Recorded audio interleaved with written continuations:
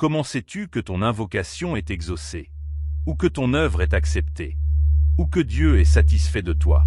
Ou que tu fais partie des croyants? Ou que tu marches sur le bon chemin? Parfois, nous avons besoin de quelque chose qui apaise nos cœurs. Un signe, un message, une bonne nouvelle, pour tranquilliser nos cœurs. Malgré nos péchés, nos fautes, nos mauvaises actions, notre attachement à autre que Dieu, et notre éloignement d'Allah, exalté soit-il. Mais parfois, l'être humain a besoin de quelque chose qui le motive réellement, qui l'encourage à revenir vers Dieu. Allah, exalté soit-il, dit.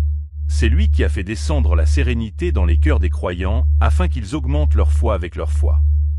Sais-tu que le sentiment de sérénité et de tranquillité, qui te vient au moment de l'adoration, au moment de l'invocation, au moment de la prière, au moment de la lecture du Coran, dans la piété filiale envers les parents, dans l'aumône, dans le pardon et la tolérance, ce moment où la sérénité descend, ou lorsque tu te rappelles de Dieu, ou lorsque tu l'invoques, et qu'un beau sentiment t'envahit, même à un faible degré, ce sentiment-là est le plus grand message, et la preuve la plus claire venant de Dieu pour toi, malgré les péchés, les mauvaises actions et tous tes problèmes.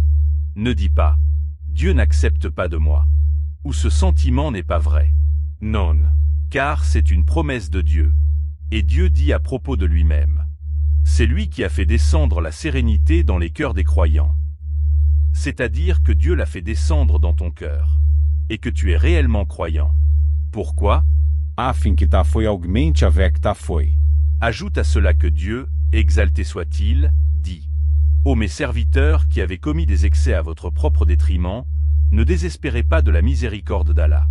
Certes, Allah pardonne tous les péchés. Il est, en vérité, le tout-pardonneur, le très miséricordieux. Ô mes serviteurs qui avez commis des excès contre vous-mêmes. Cela signifie qu'il y a parmi les serviteurs de Dieu ceux qui exagèrent et se font du tort à eux-mêmes. Et malgré cela, Dieu leur dit, ne désespérez pas. Il t'appelle.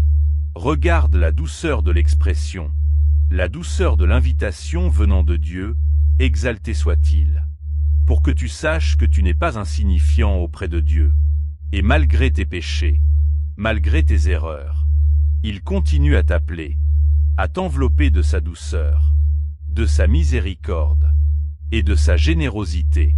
La question la plus importante vient dans un autre verset.